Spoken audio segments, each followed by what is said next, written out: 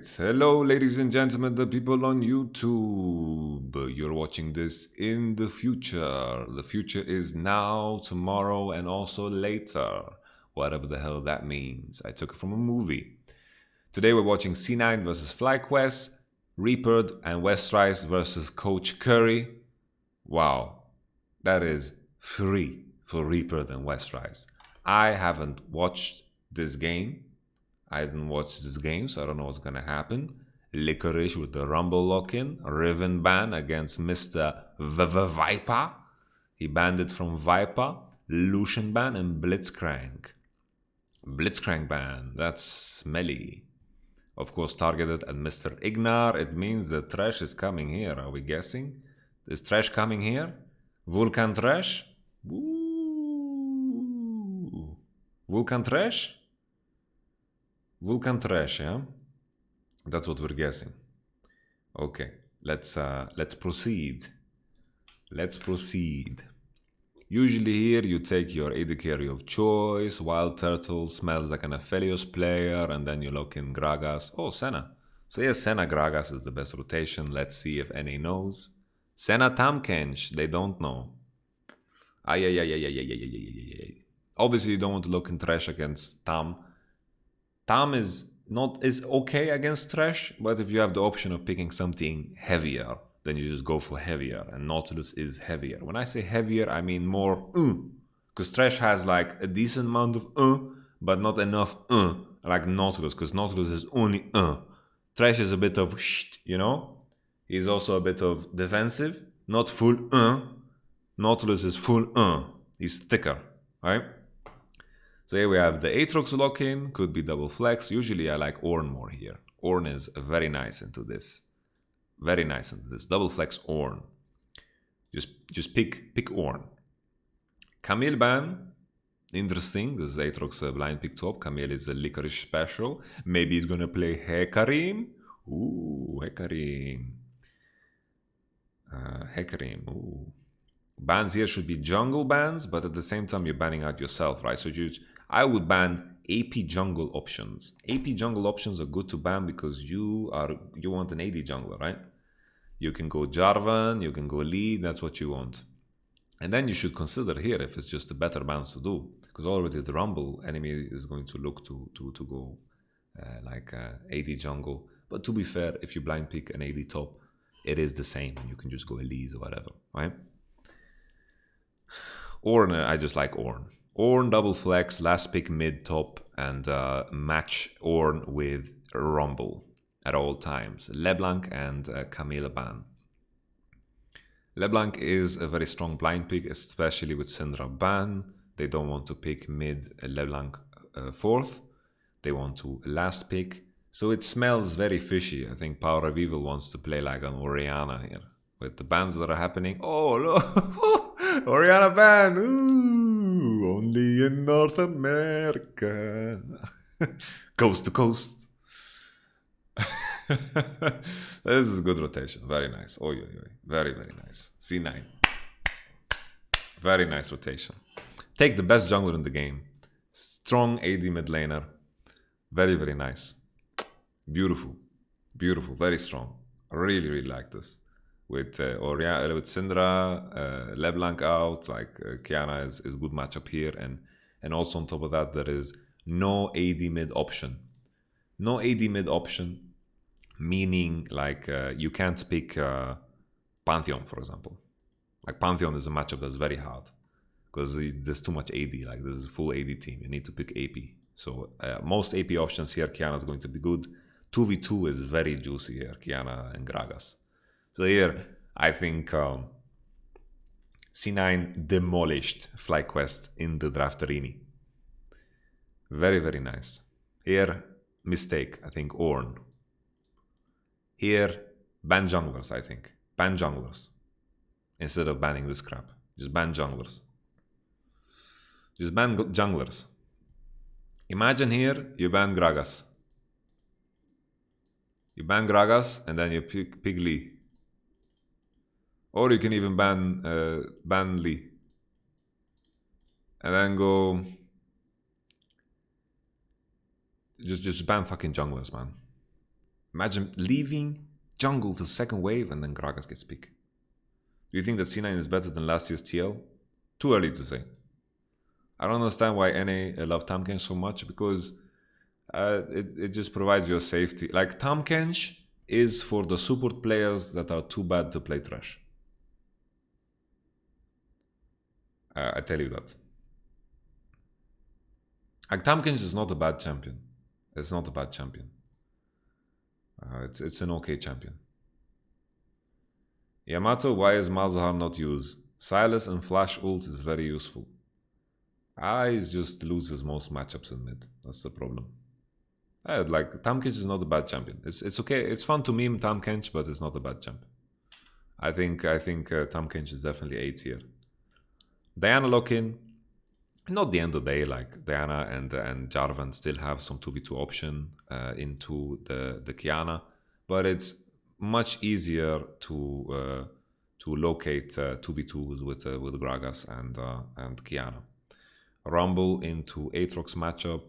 Rumble wins early, but then after 7+, Aatrox I think will shift this matchup. The only danger for Aatrox is that you know, there's a Kiana on enemy team, and if they're swapping around, like if he has full lethality and enemy Aatrox has Mercury, for example, then Kiana will do well into this champ.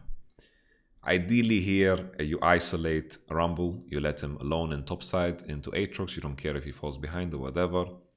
Holy, what is happening? He's giving a cloud and he's giving a plant. Jesus Christ, man, what are the theatrics here, man? Jesus. That was very wholesome. So, as I mentioned before, Rumble will be isolated, leave him alone, it's okay. Blabber, fight on 2v2 mid lane. Sven and Nautilus contest heavy bottom prio, and then just fight on mid lane, contest mid 2v2 into bottom. I think Jarvan needs to get some action going on level 2. If he can get some action going on level 2, it's cool. Then there are some options here. It's not completely doomed, the FlyQuest draft, but I think C9 draft is better. They have superior team fighting later on.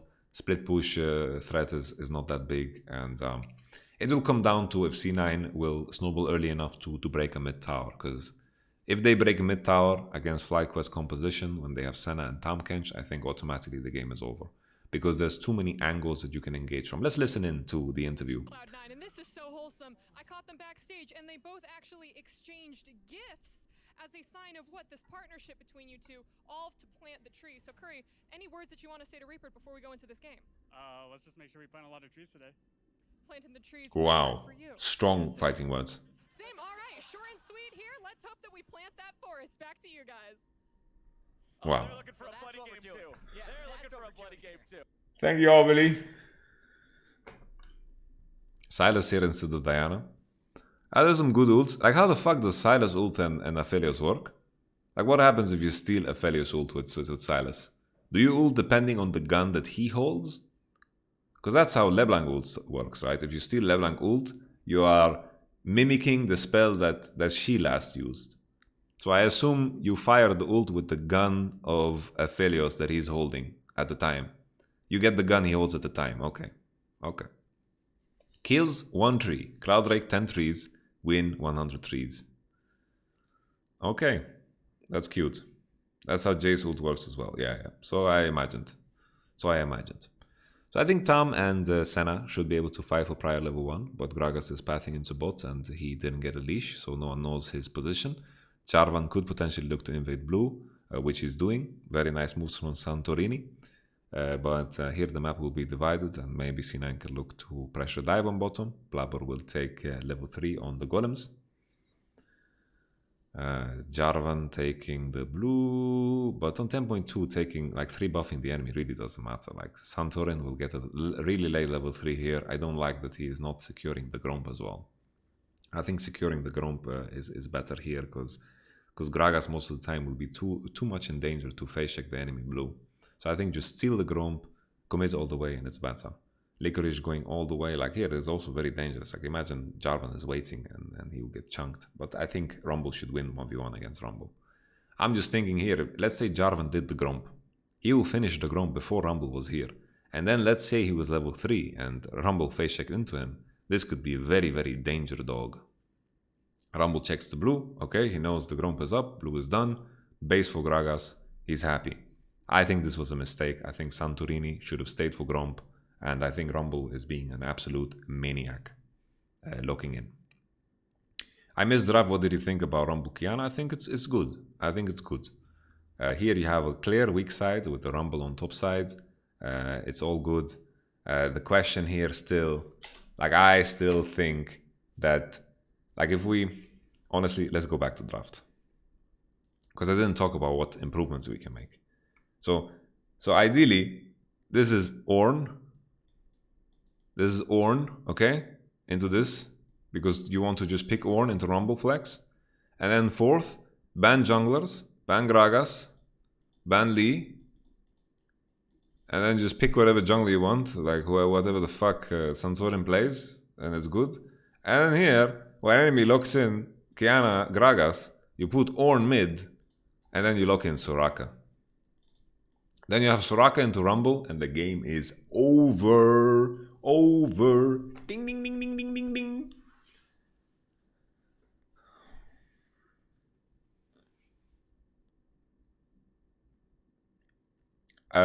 Silas, always when he steals J-Sult, you always get range. You always get range. So that was incorrect. Like, you always get range. You always get the crossbow. Imagine here, Ornn, Soraka. Ooh. And it's all over. And the new first place team in North America. FlyQuest. What's special about Ornn? Ornn has a fine matchup into Rumble. And he scales better. On Abyssal Mask, Rumble is out of the game. Why didn't G2 play Soraka at finals? Because they didn't realize how OP it was back in finals, you know, and I think FPX would dive a Soraka 80 times. Do people really believe that LPL is gonna play Soraka top? Doubt it. They wouldn't have picked Kiana into Ornn combo. Sure, but what do they pick then? What do they pick?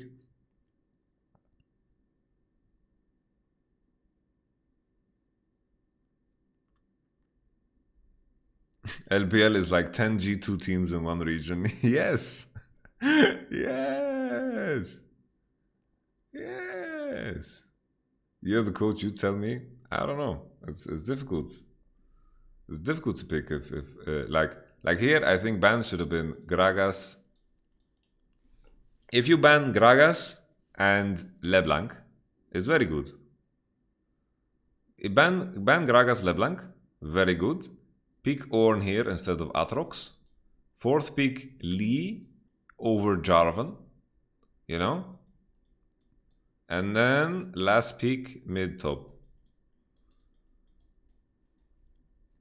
If they go Syndra, why Gragas LeBlanc ban? Because LeBlanc is the best blind pick. LeBlanc is a very strong blind pick. You know?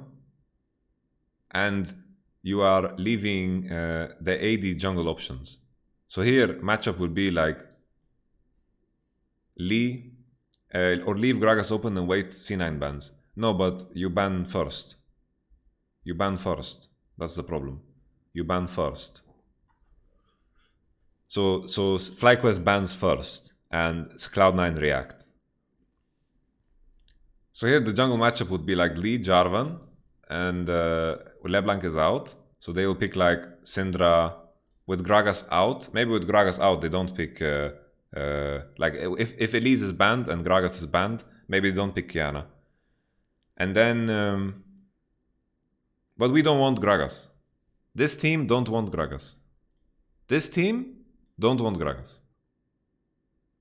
Yeah, you ban LeBlanc first and then you ban Gragas. You don't want to pick Gragas fourth. This team don't want Gragas right now. If you pick Ornn here. Obviously, I would go Senna, Gragas. But we're talking second wave. What kind of adaptations they can make? Because I would go Senna, Gragas, and then pick Ornn. You know, and then look to play Braum, Thresh. Play Braum, Thresh, Tam Coco. You have 3 support options. 1, 2, 3. Enemy team only 2 ban. Right? You 4th pick. Maybe they pick Tam here. Then you don't care. You have more option. Into Tam you have more option. You can pick Note, whatever. Right? If they pick Tam. So if enemy pick Tam here, you go still Ornn into this bad boy. And then second wave ban, you can commit all the way to pick. Would PoE be willing to play Ornn? I don't give a shit. I don't give a shit. When we talk about draft, we talk about good players that play everything. Ornn mid is OP, man. You need to have Ornn mid in your repertoire. That's something that Fnatic got right, man. They're playing fucking Ornn mid. Ornn mid is OP, man. Just imagine a world. This is Ornn. This could be like this. Like if you want to go for the Ornn, like what you can do as well, you can go Senna support. Like the scenario didn't even end that bad, you know. And then second wave, when enemy shows this, you go Ornn, and then you ban Gragas, LeBlanc, Elise is already banned. There's only AD option for jungle, Jarvan, Listen, and then you look to pick Jarvan Listen here. Listen first prior, Jarvan second, and then 5th pick mid top. So at all cost, you can match Ornn into Rumble always, so you have an option. And you last pick mid top and you have good flex. So here most likely, this would be Jarvan. And then this would be Syndra. Because I think in the situation where they ban Gragas here, they can't ban Syndra. And then in that case, you can look to counterpick Syndra. Like this is still okay draft for C9, right? Or you can send Ornn into mid and pick Soraka. And I think Soraka is really OP. Keep this in mind. That's what everything is about here. They would have Senna, Tam, Ornn, Soraka, and Listen. Very nasty combo, I think. Very nasty. Sure, maybe they lack damage if they fall behind, but it's okay. I think they have very good champions into enemy champ.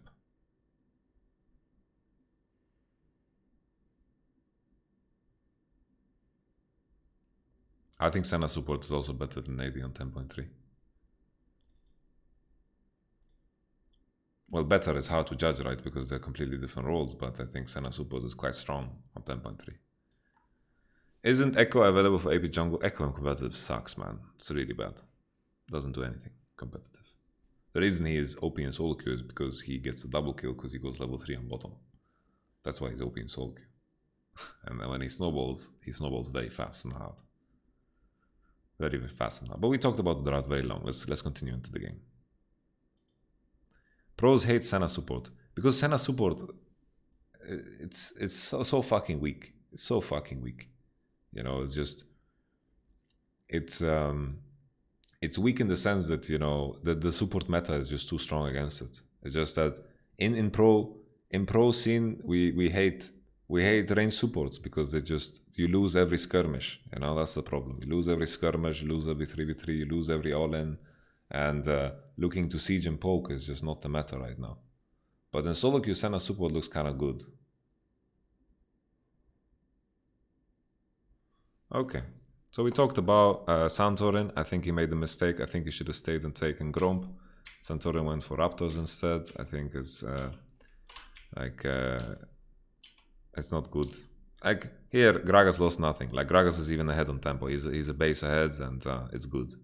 Good timing gank here on bottom. Like Gragas is not position correct here. Zen and like C9 didn't manage the wave properly because now they're in danger. They need to give up a lot. They're in big danger. Good hook though. Good hook to cancel, and they don't lose that much HP. So it's C9 are good, positioning good. What Santorin is showing, and here I think FlyQuest should not let C9 push in this wave. They should freeze, and abuse the fact that this is happening. But Jarvan is running away. We have to pay attention here if C9 actually managed to push in the wave on bottom. So this dive was very cocktail. We're going to take a step back and take a look at it. If C9 managed to push in the wave bottom on FlyQuest, it's very, very rough. Does Pro Scene not correlate with solo queue at all? It does correlate, but there are some things that just don't fit. Like in solo queue, you can go balls to the walls, win lane. You know, like you can play champions that legit rely on getting kills. Like you can play Shaco, you can play Rengar, because getting kills is rather easy in solo queue in comparison to competitive. In competitive, there's a coordinated effort to shut down any attempts. They spread pressure through building vision. They spread pressure through information. They spread pressure together. There's a unit working to shut you down. While in the case of solo queue, most of the time, even if you tell that your bot lane, that the Shaco is on bot side, like 80% of the time they just die anyway, you know? Rengar is good in solo queue because you can always find ways to get kills. You can find ways to get kills. Echo the same. There's some champions that rely on getting kills, like Aurelion Sol, Talon, Echo Jungle is tricky. Do you like Diana as a pick? I like it as a pick. I like it. I think Diana is very strong. Feb even played it. Nemesis played it. I think it doesn't have that many weak matchups, and here they managed to burn Power of Evil TP. Midwave looks like it's slow pushing towards C9. We have to pay attention to C9's bot lane here because honestly they should be freaking punished. If C9 gets away with pushing in this wave, it's quite a disaster. Here FlyQuest should just freeze, but they're not freezing. So they are honestly giga reported. FlyQuest, if they freeze here, they can deny a lot of CS from Aphelios and Nautilus. But instead, you know, C9 committed so hard into the dive top. Licorice burnt Flash, burnt TP. They got the Diana TP, which is okay. It isn't the end of days. The issue is still, you know, on bottom side, there was no punishment, and Aatrox walks away from this with bigger aches than the bot lane. Because bot lane is even. Bot lane is completely even. Walter has TP advantage. They need to freeze bot, they need to use TP advantage, they need to snowball this, but instead nothing is happening. And now Aphelios, look at them hit the wave, man. Look at this, man. Look at this. Jesus. C9's bot lane played 2v3 for 5 minutes straight against TP Senna, and nothing happened. And now we're in a position where the wave slow pushes towards C9. They played 2v3, and they managed to solve it. I hope C9 look in review and they realize that this decision here that they did, like the way they managed the wave on bottom with Gragas being on bottom side, clearing 3 camp, it's not good the way they managed the wave.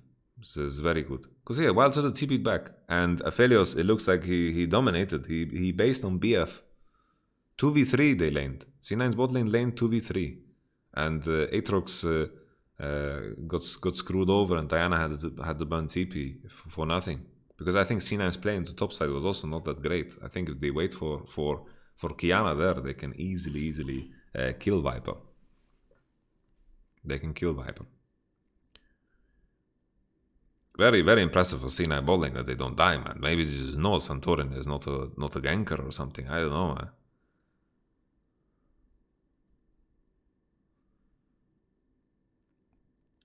when do you know when you should freeze? Well, if the enemy has no information, and you know, most of the time, if you can freeze in early lane phase, you should freeze, because that you put yourself in a position where the enemy is like, you give your jungle so much opportunity to gank if you freeze. If the enemy has no vision in river and no information at all, it's very difficult to walk up past that point. Jarvan was in Fog of War, right? On bottom side, that's all they know. And if they freeze the wave, it means that they have to cross the river, which means that it gives a window of opportunity. When you freeze, you give an opportunity. That's why the enemy team wants to break the freeze, because the wave will bounce back and it means that they will be safe. That's why I'm saying that C9's bot lane managed the wave not well, because they had the prio on bot. They pushed in the wave a bit too fast, and then on the bounce, maybe they needed to thin out more, because by the time Jarvan was bottom, they were slow pushing into the enemy. And if you get the prio on wave number 1 and 2, it means that you're going to decide wave number 3 and 4 as well, and also 5 and 6, right? And with this in mind, they could have managed the wave better, because Blabber was indeed on bottom side for the first 3 levels. If for some reason Wild Turtle and Ignar are actually pushing, then Gragas should go for a level 3 gank, and they should look to kill it, right?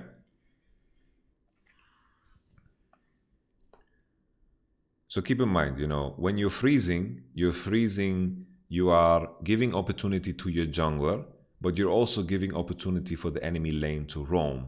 Early on, it means nothing. In some cases, it means nothing.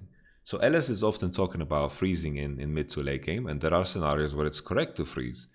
But the trade-off is always, if you're freezing, that the enemy has freedom to move, because you're not threatening anything and you are constantly showing on the wave, right? So the trade-off is, when you are freezing, so let's say you're freezing in this position where I'm pointing the arrow, the turret is dead, you're freezing there, you are showing, right? And the enemy can move into mid and pressure onto mid. So here maybe they can threaten dive, you are 4v5 on the map. But sometimes there are scenarios where the enemy champion combination is weak. Maybe their champions are not good at diving, not good at pressuring, and maybe your champions is good wave clear and there's no threat at all and there's no major objective. Then of course this is fine. But then the move, if enemy is freezing here, is that you pressure into mid, you take the mid prio, and then you step into here and you break the freeze. And then with the freeze, because a freeze means that the enemy wave is bigger, with the freeze you need to look to dive, right? That is why teams don't freeze as often as sometimes is being suggested, because you give your team an opportunity to move around on the map with more numbers, right? So let's say again, the example again is, freeze is happening here. You are now free to mobilize. Enemy is constantly showing in this position, right? He's showing here, so we have full information. It means that you're going to be 4v5 in this space, right? You're going to outnumber, naturally, because one person is showing here. 5v4 in mid. You get the mid prio, naturally, and then you can threaten either dive, or you can move into top, right? Ranger Papaya, thank you so very much. Make some mother flipping noise. So you can move easily into top and break the freeze and dive. That's why if we correlate this with early game, early on, Nautilus without boots, Aphelios without boots, no base, they don't have any roam pressure at all. Early on, if you freeze the wave at like, let's say 5-minute mark, that wave needs to be broken, because Aatrox roaming into mid-level 5 means nothing. Like, I can just walk away with Kiana and they're not going to dive me. They're not going to do anything. It is not fantastic. You know, it just doesn't do anything. The further we go into the game, the more impactful all champions become. The faster they move on the map. The more objectives there are. The more things there are to grab and take. Right? So early on, freezing is much better, because them roaming means nothing. There is a very good example. Look at this. I have a very good example. So before we continue, look at this. Dragonborns versus Micho Makers game 2. So this is game 2, Dragonborns versus Micho Makers. I have they trolled because I was Irelia 1 trick back then, and they gave me Irelia. So this is them trolling. YamatoCannon Irelia, what the fuck, man? You give YamatoCannon Irelia? What a troll. So here, what happens? I'm laning. Rumble is quite strong early. Whatever. I E him and so forth. I punch him. Okay, we continue. Okay. So here, Rumble roamed into mid. What a fucking maniac. What is he doing? So look at him. He's roaming into mid. What am I doing? I'm freezing. What happens with me freezing? I build an XP advantage. I build a gold lead. Like, look at me, I'm 40 CS. And now I'm breaking the freeze because I know by the time he comes back, I am level 6. So I'm going to break the freeze, build a big wave, and then I'm going to dive his fucking ass. Is it the one? No. I remember it wrong. I think I'm going to freeze now. Is it now when I freeze? I think now I freeze. Jesus. My bad. I'm not even freezing. What the fuck is happening? I don't know what I'm remembering. Fuck my life. I thought I froze. I remember it different. I remember freezing. What is this game? Who cares? I'm ahead. It looks good.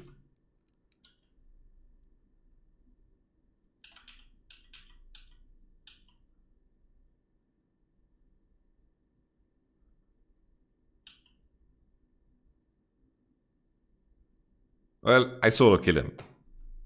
I solo killed him. Yeah. Honestly, I fucking 1v9 this game. Look how fucking ahead I am. I'm buying Blade of the Ruined King, man. Buying Blade of the Ruined King. Look at my bot lane inting, man. I just fucking... Guys, let me carry. Let me carry. Wasn't getting dove. Look how ahead I am, man. 40 CS ahead. 50 CS ahead. Jace. Rumble running away.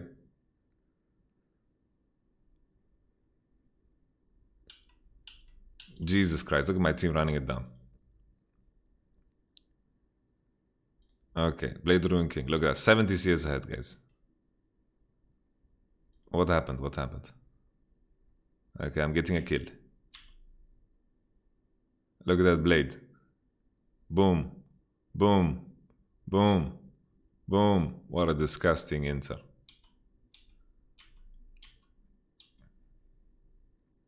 Oh my goodness. Oh. YamatoCannon. Holy shit. So good, guys.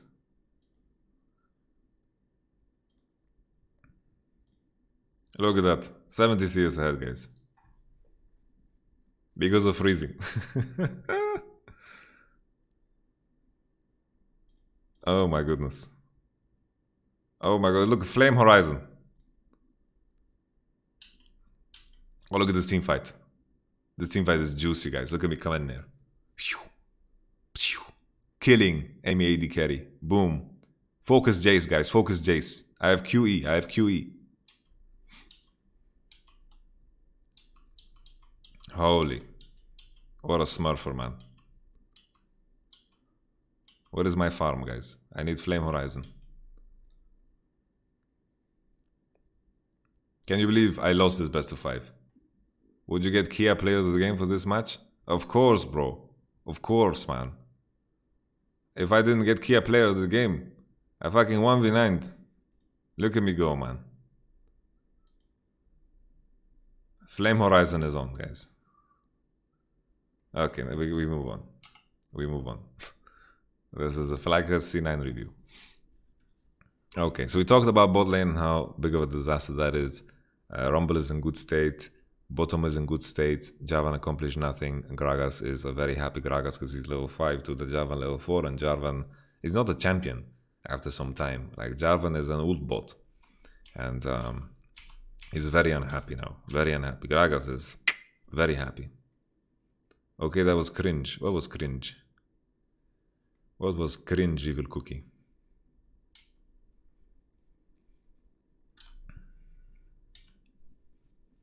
Power Wheel has managed to stabilize mid even though he TP top, and he's head on CS. Like Kiana bought Moby boots but didn't do much with it. Aphelios and Nautilus kept prior, rotated first for Herald. Nothing too interesting. FlyQuest didn't even trade for anything. They were behind on tempo. I think just sticking to bottom is better, and letting Aatrox clear top wave is better. Like here, FlyQuest just didn't know what hit them, because there was no reaction at all from FlyQuest. They needed to either look to continue pushing bot, continue to look to match top, look to do something at least. Like here, they just gave away way too much. C9 can look to do Herald, but FlyQuest is in position. They can also look to move into mid, into Herald. Like Aatrox is dead, Rumble is in position for bottom. It's just a good move for C9, and FlyQuest just in complete disarray. There was no reaction. First, they look at C9 while they do Rift Herald, and then Viper going for the greedy wave. And during all of this, if we look, this is TamKench and Senna's heat map for the last minute. So this is TamKench where he walked. You can track his footsteps if you have Witcher senses. This is how he walked for 1 minute. This is him. Like this is him.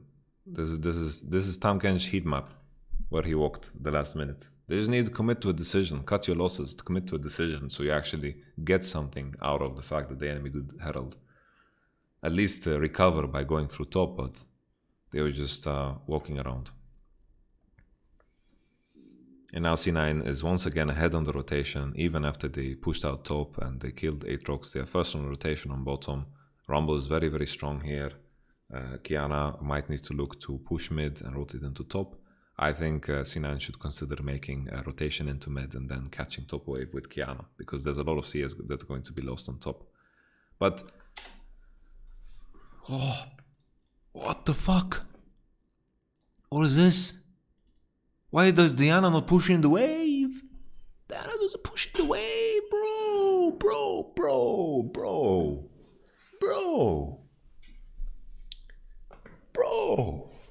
What is happening, bro? Bro. Diana just pushing the wave, man. Pushing the wave. Bro. Power of Evil, pushing the wave. C9 is losing nothing. They're losing nothing always. They're doing, like, C9 is doing the good move. They're doing the good move. I'm not blaming C9 at all. But they're losing nothing. They're losing nothing here. Like, Rumble is on bottom side. C9 swap into bottom. The idea here is that they want to TP into top for Licorice to catch the wave, or send Kiana into top to catch the wave. But Diana doesn't even push. Diana has all the freedom in the world to push the top wave. All the freedom in the world to push the top wave because of C9 committing into this Drake. This is the trade-off. Diana pushes top, the Rumble burns TP. There is something for this Drake. It is more positive for C9, but here, just because Power of Evil, he's like, guys, I have money for Road of Ages, need to go base as soon as possible because it's ticking, guys. But he needs to push this as fast as possible so the reaction comes faster. So there is some loss of CS, maybe loss of TP, maybe something.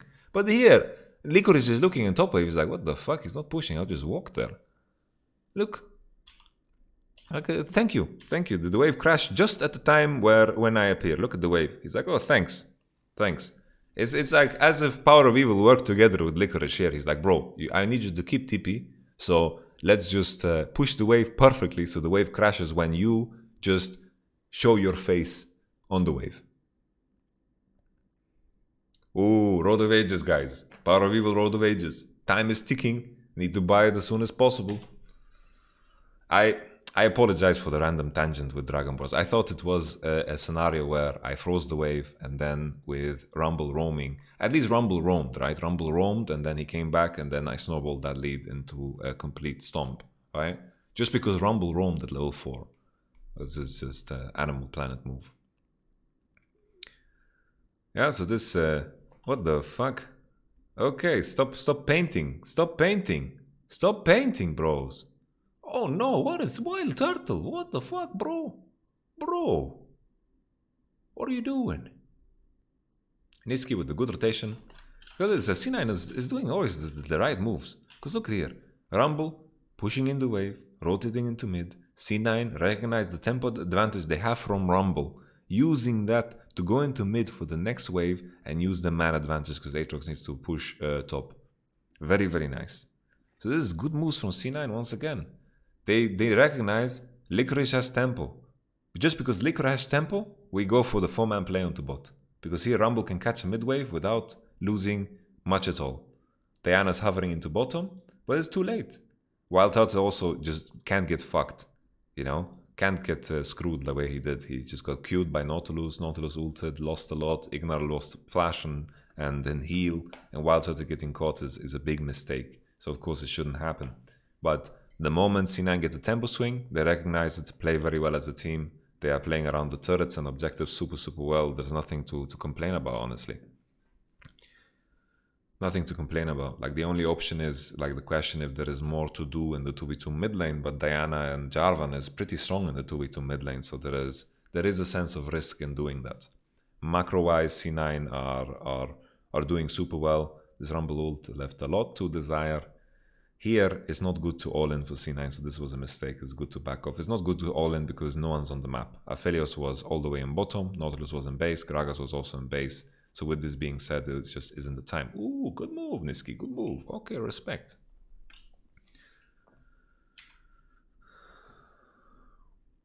Do you think Merc threads first against Rumble helps at all? It does help, right? It does help because enemy jungle is Gragas, but the thing is, when Aatrox died on top and Rumble caught bottom wave and then Diana prepared the way for Rumble again, like Rumble, it has VIP treatment this game. VIP treatment. So it's like Mercury's is good to buy into AP because you get a lot of value, right? And Gragas is the enemy jungler, but it just, it's meaningless now. First big mistake, C9 using Rumble ult when they shouldn't. It's just their team is not on tempo and they didn't need to look for the all-in there. Good flash onto Power View to one-shot him. Good moves. Nice painting again. What the hell, man. Merc is 100% the best buy. Aatrox is just giga useless. Okay. So now C9 are quite ahead, 2.5k gold, mid 2v2 should be in their favor. C9 with the Gragas will also provide more. If Jarvan EQs in, he will just get one-shotted. But this all-in is pretty wonky. C9 are looking for an opportunity to all-in, but it's pretty bad. Very good ult, honestly. This is a good all-in. Okay, what is going on now? Oof. Oof, okay. C9 just quicker to respond, man, with the TP and all. Like, now it's the TP of Aatrox. Like here. Boom. TP right here. TP right here.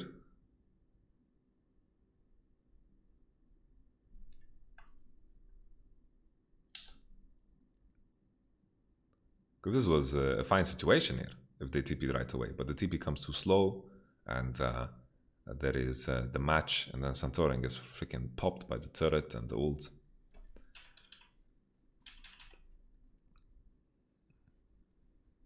And then here, I think as well as the mid wave is being contested, I think Diana should stay here before she shows on bot. Because here the mid wave is being contested, C9 are walking up. Imagine if Diana is sitting in river, because C9 is walking up here, but Diana is showing on the bot wave before the mid wave is even killed. So I think here Diana should be here in fog, fly contest, Jarvan should be here. And then the moment, you know, C9's engaged, is pretty bad here. Like, he's queuing the creep, he's doing the Mickey X. Then the Gragas E here gets eaten, and C9 have no spell here. No Q. No Q. E is also off, right? So this is no spells. This is very, very rough here for C9. This is a bad fight. If Diana is in fog, maybe C9 will not go for this because Diana is showing bottom with no TP, right? So this is, of course, an argument you can make, but Jarvan could be here. Jarvan could be here. If he EQs here and commits, or even on Gragas, it's dangerous. It's dangerous. The TP comes very late. Rumble TPs. And here we have it. 2 stopwatches, Santorin dies. The TP is the latest TP on planet. Look at this TP, man. What is this TP, man? This is Giga Troll, man. This is not the greatest TP in the world, but oh, he died. Oh, this game is fucking over, man. This is so over. C9, you know, they're doing good moves and they're playing well. But this all-in on mid lane is rough. He TPs to die, man. I was hopeful about this game because FlyQuest 3-1, beat Dignitas, blue, you know. But a lot of mistakes here from FlyQuest. Look at him. Look at this TP, man. Look at this TP. Oi.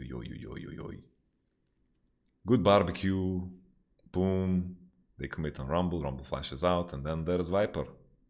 Mercury is not enough to keep him alive. Okay. Now FlyQuest is just 2 behind you. 4K go behind and you want to try to contest against Rumble Kiana. Good luck in esports. This is not a fight that you're going to win, FlyQuest. But to be fair, your options are kind of dead this game. Your comp is way too far behind. You're done. You are RIP. So here, C9, it's not C9 Aram, it's like the waves after the fight. Honestly, the top wave it was really bad RNG. Top wave was really bad RNG. So they have no reason to go top. Like top wave is already shit. It takes too much time to solve it. You lose a Drake if you try to solve it. And then bottom wave is also shit for C9. So best case here, C9 get a fight and then they deny these big waves from FlyQuest. This is the best case scenario, right? If C9 get to fight, it's the best case scenario. Kiana going bottom side, I don't think it's necessary. Like the bottom wave is too shit. He's trying to find a flank. I don't know, he's clearing a pink. I don't know what he's doing there. He's trying to find a flankaroo. C9 have to play kind of Aram here. There's just nothing else to do because of the wave position. Kiana finding a flank, but he walked over a ward, so Aatrox should know this position. Oh no. What is Niski doing here? What's this? What was this? What the hell, Niski? What the fuck was that? What the fuck? What's on earth, man? You have a Duskblade? And then you... Why are you still? Why you don't W auto Q with Duskblade and, you know, at least try to attempt to kill the guy? You don't have ult. Is that the mistake here? Niski just thought he has ult?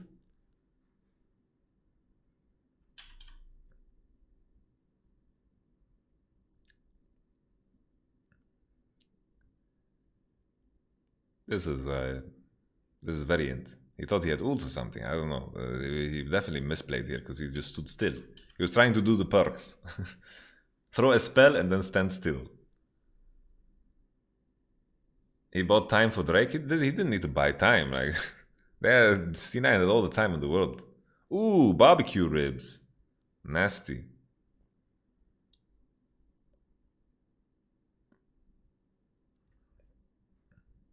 Holy.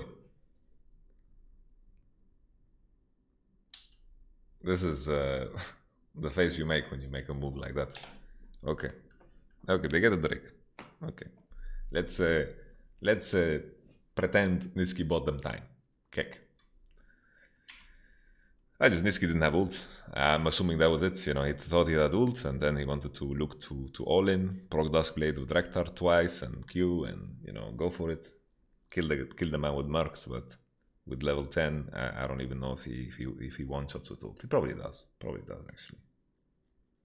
Duskblade is quite damage heavy, but Diana was also in proximity, so maybe Diana would just save him. Meteos, 100 Thieves jungler, Slayer of Team Liquid.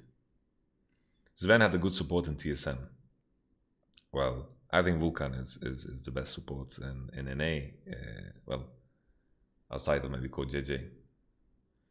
Well, the Vulcan is really good. I think it's better than Smoothie and Biofrost. So I don't even know who Sven... Sven's job is so fucking easy. Well, Sven and Vulcan are playing really well. They're playing really well. Like in comparison to their opposition. If anyone is trying to tell me that Sven is not an upgrade over Sneaky, is smoking some good kush. As Sneaky was a controversial player. C9 plays more around Sven than Sneaky. No, that's not true.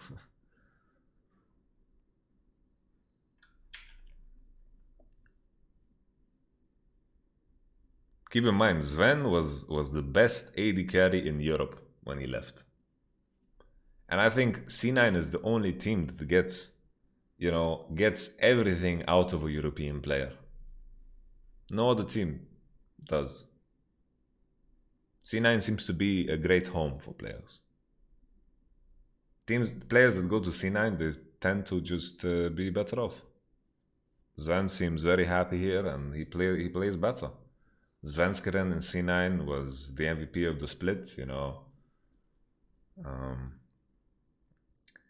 To be fair to Sneaky, he had to lane with Zazel, yeah?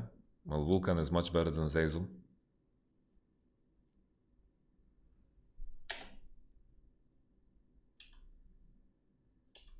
Okay. 4k gold ahead. What is the continuation? If you're watching this on YouTube, pause now and ask yourself, what do you want to see next? Ask yourself the questions. Who wins split? Who wins mid-pry? Who wants to team fight? Who wants to stall out the fight? Who wants to bait? Who needs to force? You know?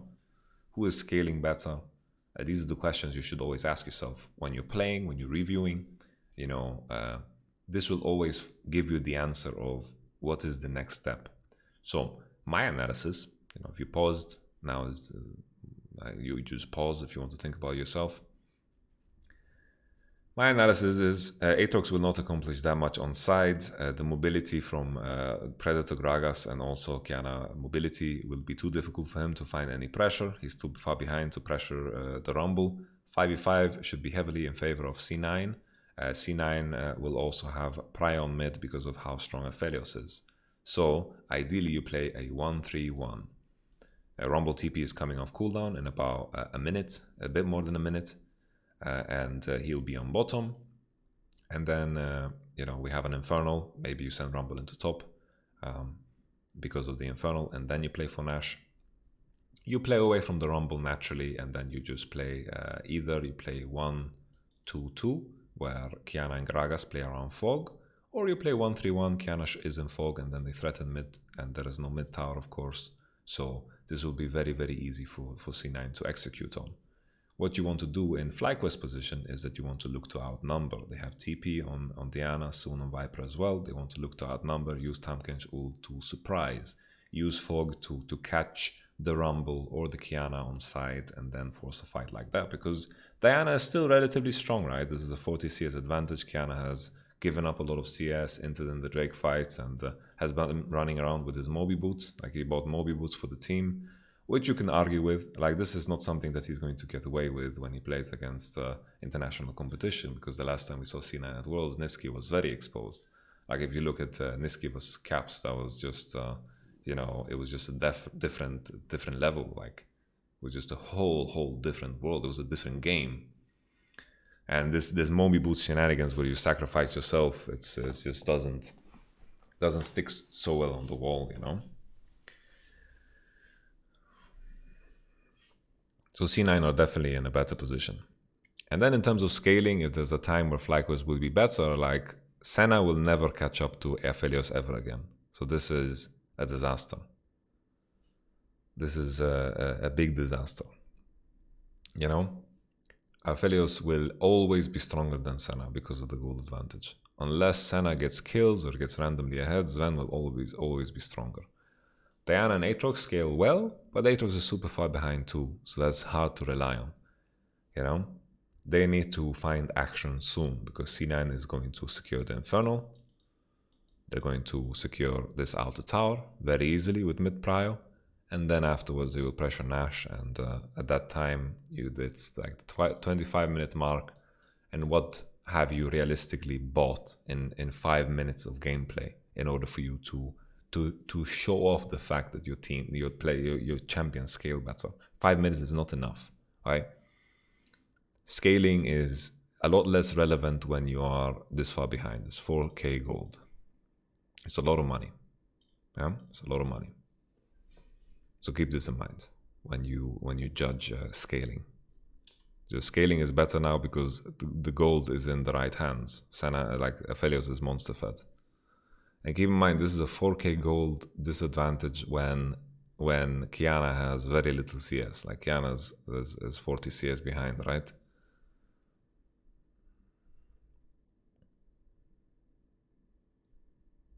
Blava's level 11 to Santorin's level 8. Sucks.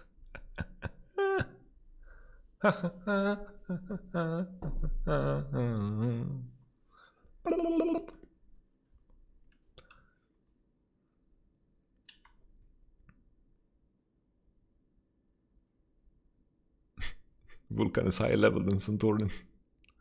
As you can see, like Santorin, like Vulcan, Gragas have all the free range in the world to roam because they get full mid prio. There's no mid turret. Like Senna and Tamkench cannot walk up. If Gragas and Nautilus is in this space and Kiana is in this space, it's impossible for Senna to walk up. Very good vision from C9. They have created this barrier here where they can walk back and forth on, and Aphelios can walk up very far, clear the wave alone, and C9 are using fog, which is a very good thing. Like C9, I think, is better than most teams in North America at using fog, so they can actually accelerate their leads in mid to late game. This is something that I think even some European teams struggle with. I just think C9's fundamentals in terms of just macro is very strong in North America.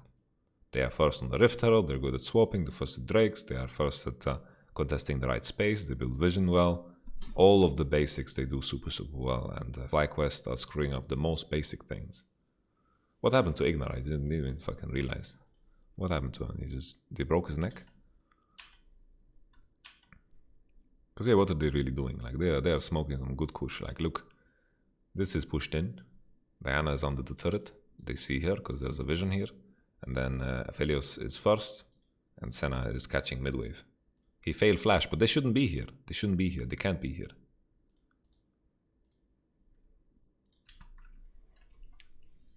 I would say C9 could... I think Fnatic and G2 would beat C9. But the teams below, I think C9 has good chances. The only worry is I think Niski would get stomped by Nuktak, you know, when I see them against OG. That's my worry. I'm not a believer in the Niski train. And sure, people tell me that he is playing a supportive role on C9, but I think that's what you call players that are bad, playing supportive roles. Is someone on G2 playing a supportive role? Is Perks playing a supportive role? Is Caps playing a supportive role? Mickey is playing a supportive role because his role is called support.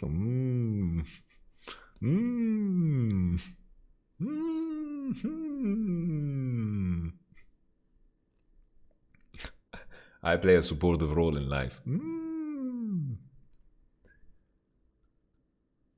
Like sure, there are some champions that is more of a supportive role. Yeah, don't get me wrong. Like you're sure, Soraka is great. Sure, that is fine. But Soraka's OP, so it doesn't fucking matter, you know. Sure, Soraka is not the biggest skill expression in the game, but not every champion in the game is supportive, you know. Wunder is not relying on Soraka, right? It's not like, oh, Soraka's gonna get nerfed. Wunder cannot play his supportive role any longer. He is doomed. He is bad. No. He plays Aatrox. He plays Ornn. He plays Mordekaiser. Whatever you can think of. You know, he plays it. He plays it. Right? It's not like Soraka will get nerfed. Oh shit. 10.4 is coming. Soraka is getting nerfed. Wunder will no longer be a good player. Rusted pepperoni. No. So he's not a supportive player. There are some champions that need to be supportive, but there are some champions that are not, right?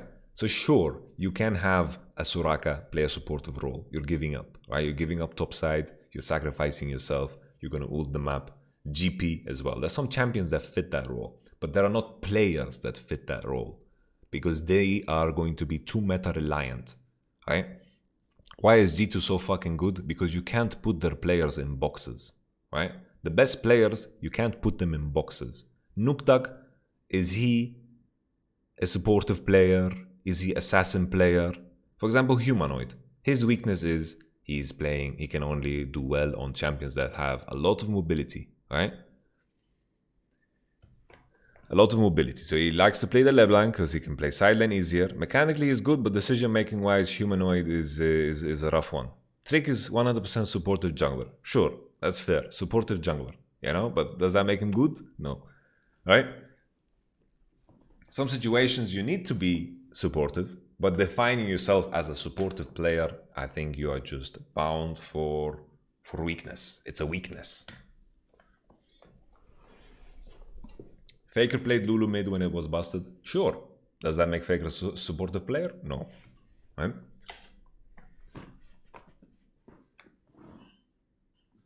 Honestly, don't talk shit about Trick because in spring 2016, honestly, Trick performance was out of this world.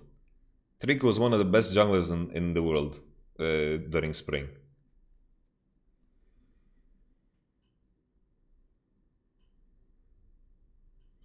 You shouldn't talk shit about Trick, man. He got back-to-back MVP because for a reason. He taught everyone how to jungle in Europe in 2016. No one was close. It was him and Spirit, and everyone else was just fucking running after him. So don't tell me that Perks carried him. Don't tell me that Perks carried him. This is not true. I think it's even more true to say that Trick carried Perks, if anything. Even though I don't think that's true, but if I had to choose, I would say Trick had the better performance. Trick was monsters. Monster. Trick was really fucking good in 2016. No matter what people say about him now, you know, supportive jungler, doesn't gank much, whatever. You can't put a shadow on what he was as a player. Rumble, no TP. He banned TP before. I don't remember when he banned TP. We will just move on because this is I'm reviewing the C9 game for 1 hour because we are talking about too much random shit. TB advantage for FlyQuest, but C9 are powerful enough now to force Nash. Gragas bought Zonias, so he can tank the Nash for a little bit at least. Ideally, C9 are going to just look to fight all in on a team fight down at. I wonder if Viper wins this if he just commits all in. Like, what took him so long? Now Kiana and Nautilus are coming and he's just way too late. Licorice movement. Oh, licorice movement. Licorice. Licorice. Look, a falling star. Make a wish, licorice. Viper needed to turn earlier on this all-in because, like, it just doesn't seem like Viper knows his power of his champion at all here. Because the Licorice is just chasing him. Like, this is very ballsy, man.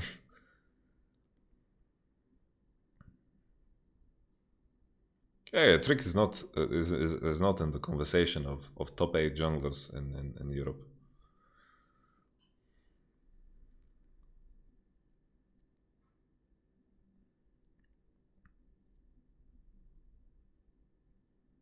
This was in response to Loxy, who said that he got carried by Perks to 4 championships.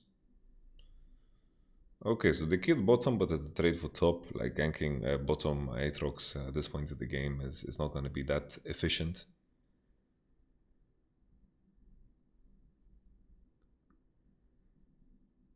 Viper really hesitated there on the all-in. Like he had Hex Drinker, he had the Mercury. He's very strong in the all-in against Rumble. Rumble also has Conqueror, and I mean Comet, and he has Conqueror.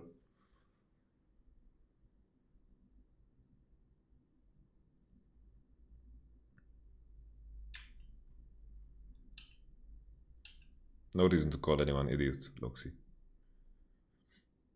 Not everyone watched every league game. Not everyone is sitting and remembering the career of every player. All I remember is 2016 MSI selective memory. Yeah. I think Viper wasn't sure if someone else was on the way. Yeah, he just chose to all in very, very late. Okay, let's take a look here. So mid-prio, FlyQuest have very easy access because they are not controlling the Raptor bush. It's difficult to control the Raptor bush always. C9 should look to turn, Rumble Loot is on. It is more difficult and easier for FlyQuest to enter here when the Infernal Soul is on, because look how many access points you have. Like Nautilus is trying to cover them all, but then he realizes that they can enter from too many spaces. Honestly, Infernal Soul is pretty ridiculous of how much it changes the game. I think it's really, really weird. And here we have an all-in. Oof, oof, whoa, whoa, whoa, whoa, whoa, what is happening? Oh, oh, oh. Oh, shit, man.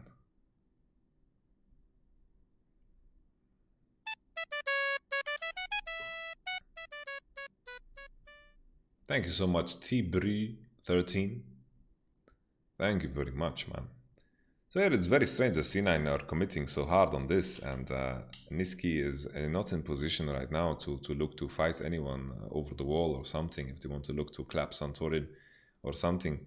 Here Diana and Santorin, they go into the pit because they want to finish, which is a very unique call. Viper should ult and also commit into this. I think here, if Viper is fighting together with his bros in the pit here, is much, much better, but Viper is chilling. He's chilling, and then his bros in the pit are losing. Because imagine here, I like the call where FlyQuest, they commit to this, because it's the best odds they're going to get in this game. You know, best odds they have in this game. But it's very important that Viper also finds access, and that Ignar and Power of Evil, I mean Ignar and Senna, while Turtle move into this space. Because here, the numbers are just too bad. Here we go, here we go, here we go.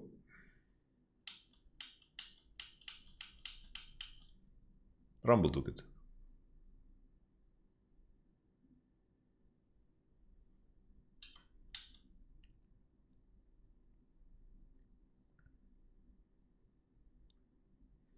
And then C9, I don't think they should look to risk something like this. I think they can easily start a fight over the wall when Santorin is checking like this.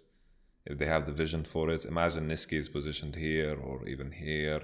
They can just rumble ult over the wall, Gragas E, and then Sven can just hit them from afar, depending on weapons. Like, I think it's easy for them to turn and kill Santorin because he's very weak. Like, this is Paper Mario right here.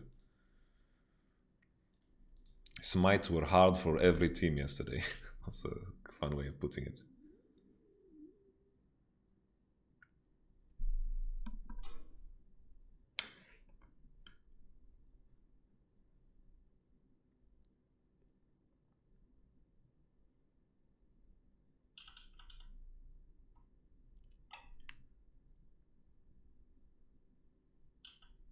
Both of them smited.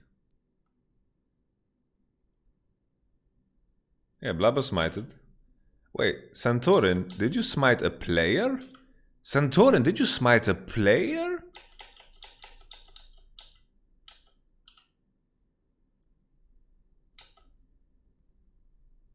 Ooh.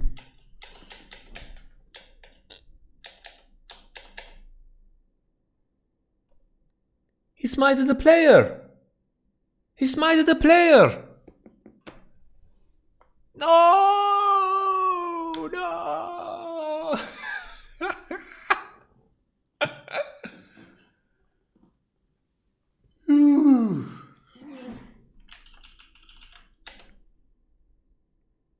There's a smite.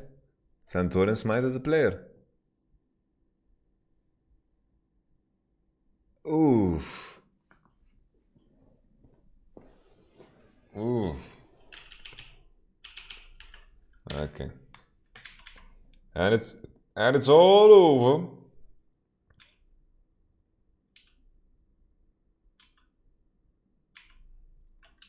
Now let's take a look at this fight. This is probably hilarious. Oh, holy shit! Look at that. Oh, it was okay. It was okay. But Gragas is in deep.